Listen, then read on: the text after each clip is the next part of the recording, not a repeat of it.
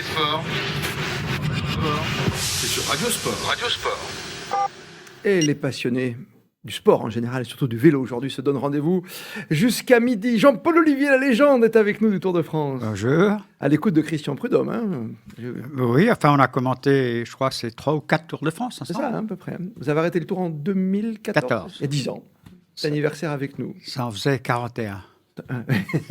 C'est un bon commentateur, Christian Prudhomme? 40, pardon? Il était bon commentateur, Christian Prudhomme? Excellent. Excellent. Hein. Excellent. Excellent. Excellent commentateur. Vous voulez revenir sur le Tour, vous, ça se sent. Étienne Bonamy. Bonjour. Bonjour Étienne. Ravi de te retrouver, toi la légende. Couronné encore une fois. C'est quoi, c'est le 12e prix que tu as pour ton livre? Le deuxième, c'est ça? Deuxième, le prix Blondin, et ça me touche beaucoup. Voilà. Magnifique, hein. Franchement. Merci. Ah non, ce livre, encore une fois, Les Forcés de la route, c'est une obligation dans toutes les écoles. Il a fait le Tour de France notamment pour Europe 1. Il est toujours dans le monde du sport et on est ravis de le retrouver. C'est Axel May. On a fait route ensemble plusieurs fois. Ouais, bonjour. Content de te retrouver. Tu as remarqué, en pleine forme, hein, Christian Prudhomme. Hein. Ouais, on sent que les J à 100 jours, là, c'est quasiment J-100 pour lui. Il est au taquet, mais comme souvent. Et préparer la valise là, pour partir à Florence, évidemment, pour célébrer ce J-100. Il y a le petit compteur qui va bien. On en reparlera pendant les Jeux Olympiques aussi. Salut Jérôme Armand, Radio Cyclo, à la base. Salut Christophe Paco, bonjour à tous. Et l'aventure est née avec toi, avec Radio Cyclo. Bah oui, on a créé Radio Cyclo en 2019 et puis voilà, on a commencé à faire des Tours de France. On s'est croisés tous ensemble, tous réunis autour de cette table et on va partir là, pour un beau Tour de France, la 111e édition. 29 juin, tout ça grâce à Fabrice qui est avec nous. Fabrice Arad qui est de l'autre côté bien sûr et qui surveille tout ce qui se passe sur les réseaux sociaux en ce moment. Tu nous rappelles où on peut nous suivre, comme on le fait en ce moment par exemple en direct hein, sur YouTube ou sur LinkedIn. YouTube, LinkedIn, Facebook, il y a quoi d'autre? Blue Sky pour ceux qui ne connaissent pas, c'est tout nouveau. Fred, on cherche pas, on est partout. Et salut tout le monde. Hein. Écoute, c'est une grande communauté qui ne cesse d'augmenter. Merci pour votre fidélité. C'était intéressant ce que disait Christian Prudhomme, comme souvent d'ailleurs, sur ce Tour de France. Moi, je ne me souvenais pas que c'était la première fois qu'on partait d'Italie. Parce que ça remonte à quand, finalement, le fait de partir de l'étranger, n'en déplaise à certains grincheux? À 54. 54 L'année 54, on est parti d'Amsterdam. Et la première étape était totalement extérieure à la France, si j'ose dire, puisque c'était Amsterdam-Anvers. Oui, voilà. Et le lendemain, on était à Lille, Anvers-Lille. C'était juste une journée, c'était pas un grand départ comme aujourd'hui, 3 journées comme on l'a vu à Copenhague. Oui, mais enfin c'était intéressant parce que c'était la première fois, quoi. C'était une première. Donc il y avait Amsterdam, son folklore. Moi, je n'y étais pas, hein. J'avais 10 ans, hein. Mais j'ai vu les images. Donc c'était quand même le folklore hollandais, etc. C'était agréable à regarder. Étienne Bonamy connaît tout des petits bistrots sur le port d'Amsterdam, bien sûr.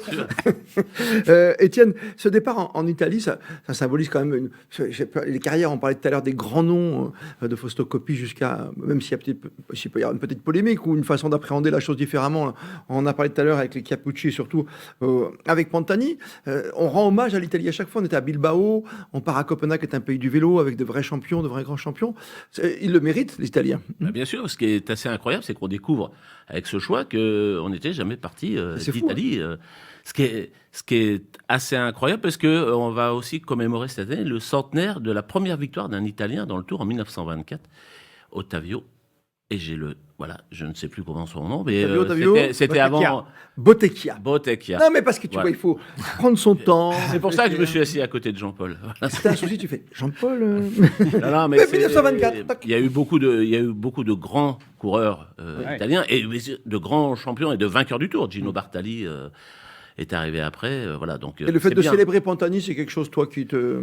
Tu comprends ce que dit Christian Prudhomme avec toutes les inscriptions, la façon d'avoir vécu son enterrement, cette passion pour un coureur qui n'est pas exempt, tu vois. Non, mais... Il y a un exemple peut-être de propreté en parlant de santé. Pantani était à une époque du vélo qui n'est peut-être pas terminée, mais qui était une époque très sombre. Très sombre. Je pense que la situation de Marco Pantani, elle est au-delà du dopage dans le Tour. C'était quelqu'un qui était donc un drogué qui est mort malheureusement. On ne connaît pas toutes les circonstances, mais oui, il y a beaucoup de débats là-dessus. Mais après, moi, pour être passé une fois tout à fait par hasard et pas pour une course à Cesenatico, je suis allé voir et en effet, partout sur les murs, il y a encore des inscriptions. C'est comme Diego à Naples, quoi. Exactement. C'est ça. Entre ombre et lumière, tu me piques pas le titre, hein, parce qu'avec mais- Axel, on va faire un bouquin sur nos souvenirs, nous, de l'après 98. T'es trop jeune, t'as pas vécu 98. Non. Hein. Non, mais c'était une drôle de période où certaines voitures étaient caillassées, où on a eu du mal à finir les étapes à 20 h du côté de Aix-les-Bains ou du lac d'Annecy. Voilà. Ouais, Jean-Paul, on s'en souvient. Voilà. Et la grève, la grève à Tarascon-sur-Ariège. Sur Ariège, Ah, tous les coureurs les étaient coureurs assis ne sur la route. partaient plus. Mais vous, qui étiez sur place, vous vous souvenez de ça, alors que le grand public se souviendra, oublié 98, vous lui demandez ce dont il se souvient, c'est le football, il a oublié. Ah, bah, ça c'est facile, ça tu te caches derrière ça, toi. Non, mais sérieusement. Non, mais tu vois, on peut pas le gommer. on peut pas le gommer, mais je Qu'on pense que le grand rende- public a oublié ça, quoi. Tu vois, on va parler de Poulidor, par exemple, sur ce Tour de France, quoi. Toi, tu es comme Christian Prudhomme, tu es toujours collé à l'image, ça reste à Madeleine de Proust, toi aussi, le Tour de France, ou c'est une compétition comme les autres aujourd'hui, qui rentre dans les mœurs avec des champions qui sont différents, qui sont plus jeunes? Bon, moi, je suis pas. C'est vrai que quand on est sur le bord de la route au Tour de France, souvent vous avez les personnes qui disent mais moi je viens avec mes grands-parents ou j'étais venu avec mes grands-parents. Il y a cette Madeleine de Proust à laquelle tu faisais référence. Moi, ça n'a pas été le cas, mais c'est toujours une course que j'ai regardée à la télévision et effectivement dans les souvenirs. Je crois que c'était une casquette d'une marque d'alcool à l'époque. Pas la mettre à la télé. Non, Ah, le et sport, c'était dans les années 90. Le Tour était passé devant chez nous et on avait récupéré cette. Alors que tu vois, casquette. Jérôme, lui, maintenant, avec sa nouvelle coupe. J'aurais lui, besoin de la c'est le Bob casquette. Cochonou. Oui. C'est le couleur Vichy, lui. Mais si, juste pour rebondir sur le Vas-y. fait que ça soit pas parti d'Italie, le Oui. Tour de France, il se trouve que j'avais eu l'occasion et la chance d'aller en décembre, lorsqu'ils avaient fait l'annonce, en décembre 2022, l'annonce du grand départ. J'avais été sur place avec Christian Prudhomme. Et les Italiens qui étaient là me rappelaient que le Giro est, lui, parti déjà de France. Il était parti de Nice, alors c'est presque l'Italie, mais c'était- ça appartenait à l'Italie. il était parti de Nice et c'était justement en 98, je crois, que le Tour d'Italie était parti de France. De France, de Nice, Ouais, tu penses? ouais. D'accord. On va s'attendre encore à un combat des chefs. On parle beaucoup de la jeunesse des champions aujourd'hui. C'est vrai, quand on voit les Pogacar, les Vingegaard, même Egan Bernal à l'époque quand il gagne le Tour de France. C'est quelque chose qui a vraiment changé dans le vélo. Alors oui, c'est quelque chose qui a changé. Suivant les sports, dans d'autres sports, il faut un petit peu plus de maturité. Dans le vélo, auparavant, il fallait de la maturité. On gagnait pas un Tour de France à 20 ans, 22 ans, etc. Si on regarde tous les derniers, ou les 5 ou 6, en partant de Bernal, Pogacar, Vingegaard, c'est des jeunes. C'est des jeunes de différents pays. D'ailleurs, on râle parce qu'il n'y a pas de Français. On se dit, est-ce qu'il y a un Français, un jeune Français qui va gagner dans les prochaines années le Tour de France? On n'en sait rien. Mais oui, les jeunes ont pris le pouvoir sur le Tour de France. Ouais, les Français, vous étiez gâtés, vous, à votre époque. Hein, Jean-Paul. Oui, Que nous, hein. mais c'est aujourd'hui un drame parce qu'il n'y a pas de Français très marquants. Et ça vient aussi au départ donc de l'Europe de l'Est. Vous savez qu'auparavant, donc c'était les communistes, c'était les pays communistes. Et ces pays communistes ne pouvaient pas disputer le Tour de France, ne pouvaient pas courir les épreuves professionnelles. Donc ils couraient, on les voyait, ils venaient au Tour de l'Avenir, ils venaient dans les épreuves amateurs. On se disait, putain, ça c'est des cadors. Tour de l'Avenir, ouais. S'ils étaient là, etc. Et puis il y a eu le rideau de fer qui a été ébranlé. Et puis l'Europe de l'Est a déferlé. Et ça a été peut-être un effet positif pour eux. Ça, c'est le grand début, parce qu'après, les autres grands pays qui sont arrivés, comme l'Australie, Oui, absolument. la Colombie, on s'en souvient, les arrivées sur le Tour de France. Donc ça a été, ça a un peu envahi le Tour de France, si j'ose dire. Et nous, on est resté un petit peu à la traîne. Et les bonnes places des Français de l'époque Thibaut Pinot, il y a eu pas mal de petits podiums, quand même, avec Bardet et autres. C'est vrai, mais on sent qu'aujourd'hui, ça va être compliqué d'aller chercher ce podium, Étienne Bonamy. J'ai pas l'impression qu'on ait un Français qui soit leader de son équipe, comme Pogacar peut l'être, Oui. comme Vingegaard. Il y a des très bons coureurs. Et même à G2R, qui a toujours eu des Français, Voilà. maintenant, c'est Ben O'Connor, quoi. Oui, oui. Exactement, on n'a pas de. Je pense que pour gagner le Tour, le leader, il doit avoir une grosse équipe, mais il doit d'abord être un leader. Et je pense pas que Julien Alaphilippe était le On lui a seul pas patron donné de les son moyens, équipe, oui, etc. oui. Après, c'est des très grands coureurs. Il a fait des performances dans le Tour, comme Thomas Voeckler l'avait fait en 2004. On mais a c'est des belles on a du histoires. panache. On a du Du panache. panache, oui. Sur les classiques, on va le voir avec toutes les classiques du printemps. Il y a du panache. Après, faire rouler toute son équipe, que le directeur de l'équipe dise voilà, on roule pour un tel. C'est une vraie puissance. C'est un vrai choix sportif. Et là, je pense pas qu'on ait un Français à cette taille-là actuellement. Ni un sprinter, d'ailleurs, hein, vainqueur du Tour de France. Ça va être compliqué. Hein.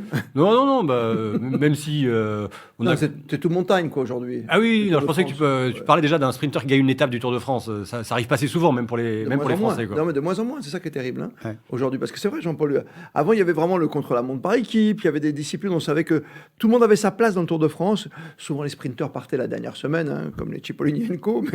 Mais Ça c'était grave. C'est grave, non mais... Mais enfin, bon, c'était ça. Ils venaient gagner leurs étapes de plat et puis ils se retiraient. Mais c'était préjudiciable quand même au Tour de France. Quoi. Et puis après, il y avait les circuits. Après, ils faisaient les critériums Tour. Ça révoltait Félix Lévitan, qui était directeur du Tour, avec ouais. Jacques Godet. Ça le révoltait littéralement. Mais on peut comprendre. Mais on était plus étonnés. On se disait, bon... Ouais. Mais c'était embêtant aussi. Souvent, quand tu étais téléspectateur, tu avais 4-5 étapes de sprint qui arrivaient. Tu te disais, waouh. Surtout avec la télévision d'aujourd'hui, parce qu'à l'époque, Jean-Paul, il y a une dizaine d'années, on n'avait pas... Aussi, ça commençait, mais on n'avait pas les étapes en non-stop, comme aujourd'hui. En intégralité. On prenait 1 heure, 2 heures avant, quoi. On avait le quoi Oui, on prenait le meilleur. Ça commençait quand même déjà. Non, mais sur la fin, oui. Sinon, non, on a commencé, c'était une demi-heure... après 3 quarts d'heure, puis voilà, on est arrivé. Et après, il y avait des grandes différences aussi. Il y avait des coureurs qui prenaient 10-15 minutes façon Eddy Merckx sur tout le monde, quoi. Façon Sean Kelly sur un Paris-Nice, quoi. Oui, mais ça c'était au temps d'Eddy Merckx. Oui. Mais bon, c'était effectivement la période Eddy Merckx a été une période un peu difficile pour nous parce que Merckx, il dominait les plaines et les monts. Là. Il a fait des exploits fantastiques, quoi. Comme Remco et Evenepoel va le faire bientôt. C'est un peu ça, Axel ? Un peu ça, oui. Remco, il est annoncé champion très jeune et il confirme très jeune qu'il est très bon, même si l'année dernière sur le Tour d'Italie, il y a le Covid et finalement il peut pas aller au bout. Là, il va quand même faire le Tour de France, non sans avoir, je crois d'ailleurs déclaré qu'il aimerait bien qu'il y ait Julien Alaphilippe comme lieutenant. Copains d'abord. Oui, ils sont copains, ils s'entendent bien, ça, c'est vrai. Mais oui, les Belges là, c'est vrai que eux, si je parle de Remco, c'est par rapport à ce que vient de dire Jean-Paul sur Eddy Merckx. Tu t'en souviens, Étienne, toi aussi, Jérôme et Fabrice, qui nous suit, on se dit que si tu vas avoir un écart de 30 minutes sur une étape, c'est possible avec des garçons comme ça. On l'a vu sur un championnat du monde. Il part comme un Van der Poel, mais toi, il n'y en a pas 36 de coureurs comme ça. Et Remco, ce sera l'attraction quand même cette année. Il a, comme le disait Alex, il a manqué l'année dernière le Giro à cause du Covid. Oui. Rappelons-nous qu'il avait eu une grave chute, qu'il a aussi privé. Donc, il a eu déjà 2 grands rendez-vous qu'il a dû zapper malgré lui. Peut-être qu'il aurait déjà fait beaucoup mieux que. Oui, mais enfin, il monte en progression. Voilà, donc. Ce sont des beaux bébés quand on remarque tout ça. Après, je me souviens quand même quand le Colombien Egan Bernal, merci, s'impose. Ouais. On se dit, là, il était très jeune, il a 21, 22. 21. On se dit, c'est parti, on en a pour 5-6 ans. Et il disparaît. Alors après, il a eu ce grave accident chez lui en Colombie, mais c'était l'année ou 2 ans après. Quand même.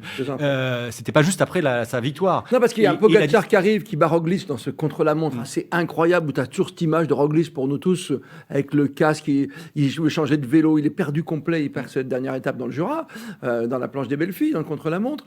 Et là, tu te dis, bon, on a trouvé Pogacar, et puis Pogacar, il trouve encore plus fort. Et puis il y en a un autre, voilà. C'est pour ça Après, il y a une équipe surtout qu'il trouve. Alors, il y a une équipe effet, mais il y a des jeunes. Si ça se trouve, on va avoir un jeune arrivé, enfin on les connaît, les jeunes qui sont derrière, qui va arriver, qui va cette année, quand même qui va les trôner. Moi, il y a juste un petit truc qui me pose question, c'est que derrière, est-ce qu'il n'y en a pas des bons? Alors pas ceux qui vont être là pour la victoire, non, mais qui vont être là pour la victoire finale. Ouais. Il y en a qui vont partir. Vous parliez, Jean-Paul parlait des sprinteurs qui partaient la dernière semaine. Moi, j'ai l'impression qu'il y en a qui vont partir sur les Jeux, qui vont partir la dernière semaine pour préparer les Jeux. Voilà. C'est la question que je me pose. Après, que tout le monde ne connaît pas le parcours, je disais une interview pas plus tard qu'hier, je crois que c'était dans le Parisien, de Thomas Voeckler, qui disait il y a la petite butte de Montmartre, on l'a pas encore faite pour voir ce que ça donne, parce qu'il faut sélectionner que 4 coureurs. C'est compliqué ça. Hein. Ouais. 4 coureurs, dont un qui fait en plus le contre-la-montre, Jean-Paul. C'est exact. Oui. Ça va être très difficile pour Thomas Voeckler. C'est pas facile. Là, des difficultés à attendre les coureurs, là. Oui, les organisateurs, les choix du cœur. Et les directeurs sportifs. Enfin, il y en a un. Il y a vraiment le monde du vélo est bouleversé, là. Ouais, enfin, Christophe Laporte, je pense qu'il sera là. Philippe, s'il fait pas le Tour de France, je pense qu'il sera là aussi. Pour l'instant, il fait que le Giro. Oui, Étienne. Oui, parce que les JO, depuis que les professionnels y sont, donc depuis que ce n'est plus seulement une affaire du bloc de l'Est, ça n'a pas non plus couronné des très grands coureurs. C'est quoi le dernier? Carapaz. Oui, Carapaz. Non, mais ça va. Mais Carapaz, il a fait des bons tours. T'as raison. Voilà. C'est une course. On se demande, et je suis d'accord avec Jérôme, dans quel état d'esprit, par exemple, pour les Français, courir les JO à Paris sur C'est pas plus ce important. circuit francilien. Je me demande si à partir du 10 juillet, c'est pas. Oui, mais non, mais quelque t'as pas chose de plus 36 important. coureurs qui seront concernés, t'en as Non, 4 et ta liste, tu la donnes le 5 juillet. Oui. Tu vois, je veux dire, mais ils seront au début du tour. Hein, Moi, Laporte, il est dans une équipe où ça va rouler. Il va avoir un gros boulot. Voilà, moi, je me pose aussi la question si. Non, mais Laporte, il est obligé de le faire parce qu'il n'y a pas Wout van Aert. Évidemment. Il va Non, le faire. mais Il y je a me plus demande Roglic. si c'est pas. Je me rappelle les discussions lorsqu'ils sont allés courir à Tokyo il y a 3 ans et à Rio. C'était tellement loin. Tout le monde disait le décalage horaire, Oui. la chaleur, on s'en fiche. La classe business. J'ai l'impression qu'aujourd'hui, le fait que ça soit à Paris pour les Européens, et il y en a beaucoup, Oui. je sais pas pourquoi, j'ai l'impression qu'il y a un focus Non, sur. mais t'as sur raison, ces t'as le JO. relief. Pour revenir sur les favoris, on les connaît, quoi, aujourd'hui, quelque part. Oui, on les connaît. L'énigme, c'est quoi? C'est un Roglic, savoir que c'est avec sa nouvelle équipe, Ah oui, il peut est-ce faire que ça quelque sera- chose. Mais autrement, Vingegaard, t'as vu comme il est déjà fort. C'est la première course. Ils sont tous déjà super en forme. hein, Pogacar, donc, il se balade. Remco, il est là. on les connaît, mais il y en a peut-être un qui va sortir. On n'en sait rien. Il faut Attends, laisser. mais franchement, Non, moi je vois rien du tout. Moi, Ça étape, hein, attention, Non, monsieur non, Armand. j'entends bien. Mais ceci dit, est-ce qu'on avait vu arriver les deux autres quand ils sont arrivés, Bernal à l'époque, voilà, on les a pas forcément vus Il arriver. arrive dans une grosse équipe. Bah, c'était plus ouvert quand même. Oui, au plus moment ouvert, où mais Bernal- est-ce qu'on- T'as raison. Est-ce que en termes de pronostic, on a dit c'est Bernal qui va gagner. En fait, on ne sait pas trop. Ça va se jouer entre 2-3, oui, effectivement. Mais il n'y a pas un pronostic. On ne peut pas dire c'est lui qui va gagner, comme du temps d'Hinault, comme du temps de Merckx, comme du temps de. Ah, mais Jean-Paul était tranquille, lui, il préparait ses châteaux, tu vois, ses déplacements. Il était. Non, mais de toute façon, c'est dit merci, va gagner. Bon, alors c'est Bernard Hinault. Après, il a quand même eu la chance, tu vois, d'avoir eu un Lemon Fignon. On en parlait tout à l'heure. Hein, c'est 8 secondes, quoi. Vous en souvenez encore? Absolument. Les dernières secondes. Je viens de faire une préface pour lui, d'ailleurs, C'est dans vrai. un bouquin, Pour Greg parce que Barthaud, Vincent Barthaud ils étaient équipiers, bien sûr, chez Il est de Renault. Marseille. Et il vient d'écrire, disons, ses mémoires. Et donc, Lemon m'a adressé un message en disant « Est-ce que tu peux me faire une préface ?» et tout ça. Alors, je lui fais une préface, parce que Barthaud s'était distingué dans une étape, l'étape qui partait de Béthune et qui arrivait à Pontoise. Et donc, il avait pris le maillot jaune. Il avait pris le maillot jaune qu'il allait garder jusqu'à l'Alpe d'Huez. Donc, c'est une belle histoire. Eh ben, et celui qui a le maillot jaune à l'Alpe d'Huez, généralement, gagne le Tour de France. Vous le savez, Jean-Paul. Oui, mais il l'avait plus. Généralement. Il ne l'avait plus. Ah, Celui qui est- en haut de et- l'Alpe et d'Huez. celui En haut de qui a- l'Alpe d'Huez, il faut et monter. celui qui avait qui prenait le maillot jaune au sommet de l'Alpe d'Huez, c'est celui que vous pensez, Laurent Fignon. Bah oui. Donc, c'est Ouais. effectivement ça, quoi. Ah, c'est une autre époque. Laurent Fignon, parce que ça veut dire que c'est un Français qui pouvait gagner et qui a gagné, bien sûr, le Tour de France. Mais Vous parlez. Je t'interromps juste un instant, c'est que tu as quand même des journalistes Vas-y. là, qui ont fait quasiment toute leur carrière de journaliste sportif et qui n'auront jamais vu un vainqueur français du Tour de France, contrairement à votre Tu joues génération. pas au tennis non plus. Non, mais tennis, pareil. Parce qu'à Tennis, Roland-Garros, non, mais on va en regarde, parler. tennis et Tour de France, t'en as, ils ont fait toute leur carrière. Alors, avant, c'était le football. Et puis là, le football, il y en a, ils ont eu deux Coupes Toi, du c'est Monde l'inverse, coup sur Parce coup. que moi, avec de jeunes journalistes, à chaque fois que je discute, à chaque fois, vous plaignez pas si on se qualifie petitement avec des gens qui jouent tout derrière. Hein. Vous embêtez pas la vie parce que nous, après 58, On était content quand ils étaient en quart de finale. non, mais après 58 et ce jeu de maillot, on n'a pas eu des grands matchs de foot. Hein. Heureusement, ça a beaucoup changé. On parle livre. Un moment, parce que quand je vous écoute et quand je vous vois, je pense à tous les livres que vous avez pu faire. Le dernier, c'est quoi en date? C'est sur les exploits, c'est le théâtre des hommes?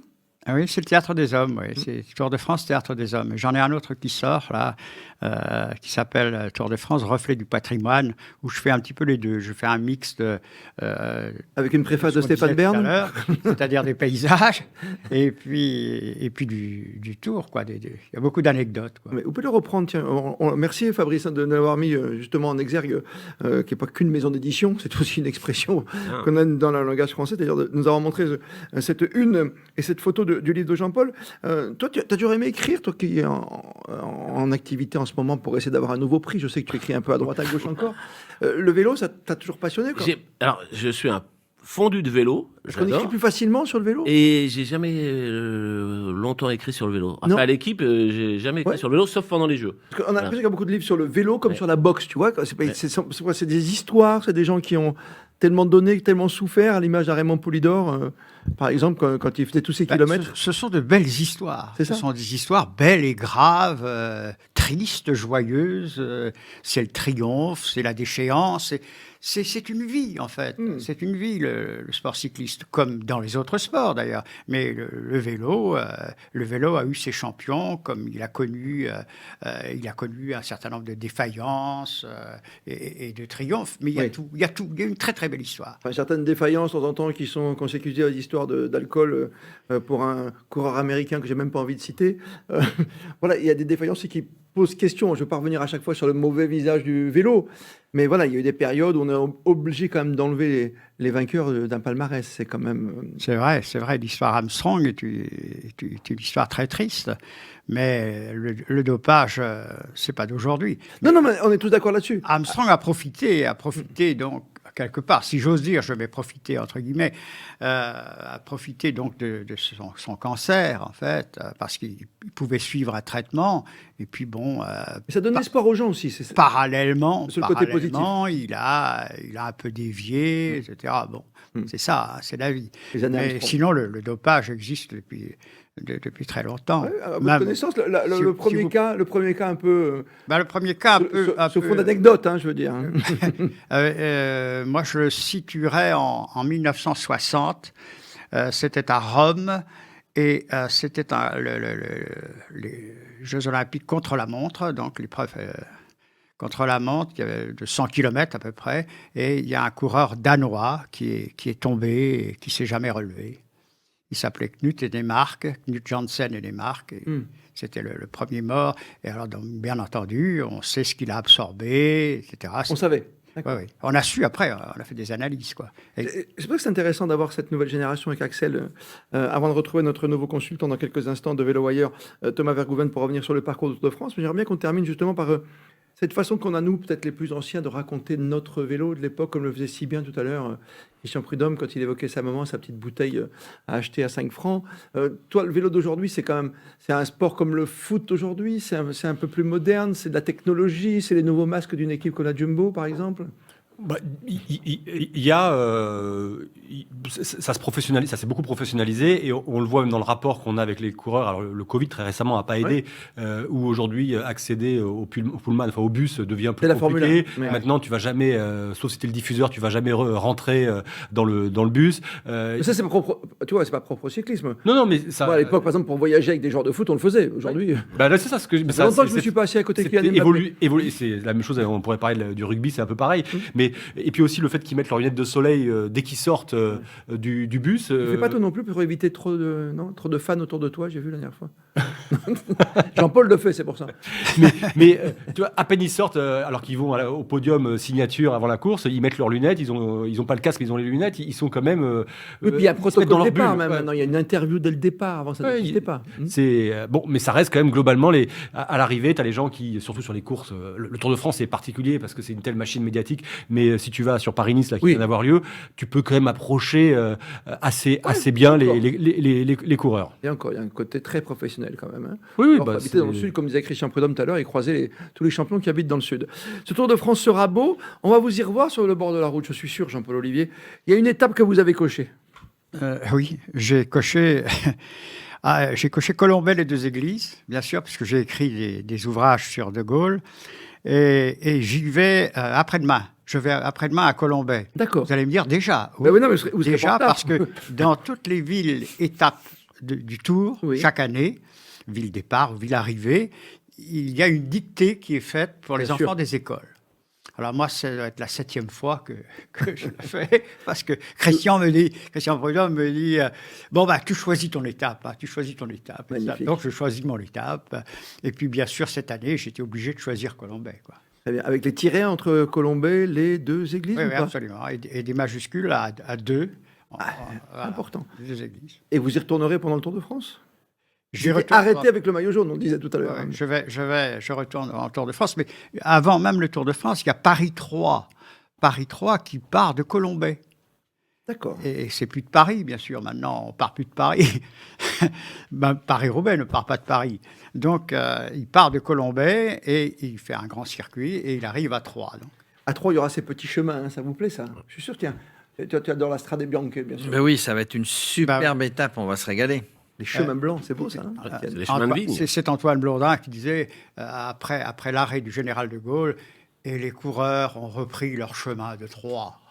Oh, c'est joli. Hein. Mais il avait dit mieux. Il avait dit mieux lorsque le Tour de France est passé par Colombey en 1960, que Jacques Godet donc a fait arrêter le peloton, qu'il a mis devant le peloton les 5 hommes en vue, c'est-à-dire le maillot jaune Gaston Nencini, le maillot vert Jean Gragzic, André Darrigat, champion du monde, Henri Anglade, qui était capitaine de l'équipe de France, ancien champion de France, et Antonin Roland, le plus ancien déjà des coureurs. Et il aura 100 ans au mois de septembre. Magnifique. Bon, Quel âge?